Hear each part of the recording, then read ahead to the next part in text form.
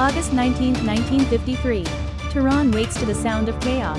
Crowds clash in the streets, gunfire rattles the capital, and a democratically elected leader is about to be removed. Not by his people, but by foreign powers. This is the story of the Iran coup of 1953. An event that changed the destiny of a nation and the balance of power in the Middle East. Mohammad Mossadegh was not an ordinary politician. Educated in Europe, trained in law, and deeply devoted to his country. He rose to prominence as a man of integrity. In 1951, the Iranian parliament elected him prime minister. His mission was clear: restore Iran's independence from foreign domination.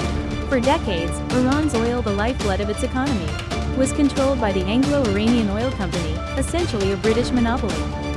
Iranians received only a fraction of the profits while Britain fueled its empire. Mossadegh saw this as injustice. His bold decision: nationalize the oil industry. The decision electrified the Iranian people. For the first time, they felt ownership of their natural wealth. Crowds cheered Mossadegh as a national hero. But across the sea, Britain was outraged.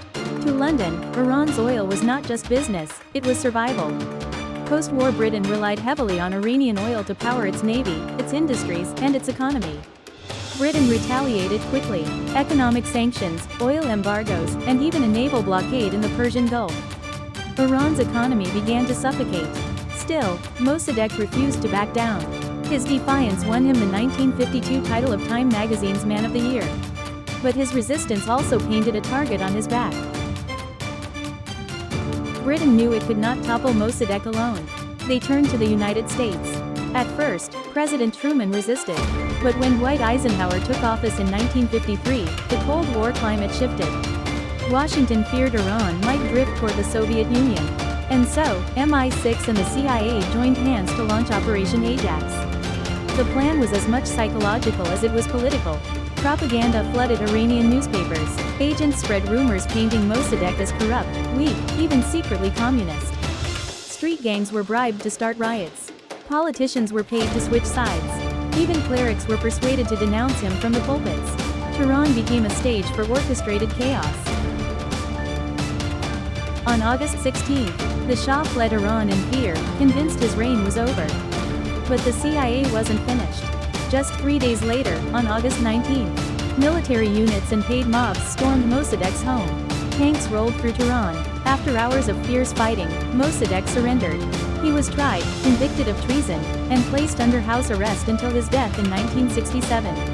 The Shah returned in triumph, this time not as a constitutional monarch, but as an absolute ruler backed by Western powers. Iran's fragile democracy had been dismantled in a single day.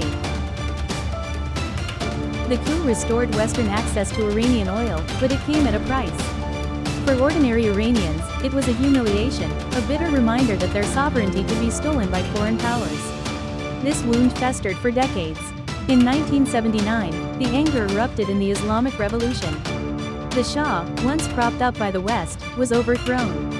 And a theocracy rose in his place. The seeds of anti-American sentiment were planted in 1953. And continue to shape Iran's relations with the world today. The Iran coup of 1953 was more than a secret operation. It was the moment when oil, empire, and Cold War fears collided. A democracy was crushed, a dictator was installed, and a cycle of mistrust was born. 70 years later, its echoes still shape the Middle East, and remind us that the fate of nations can be rewritten not in open battlefields, but in the shadows of covert power.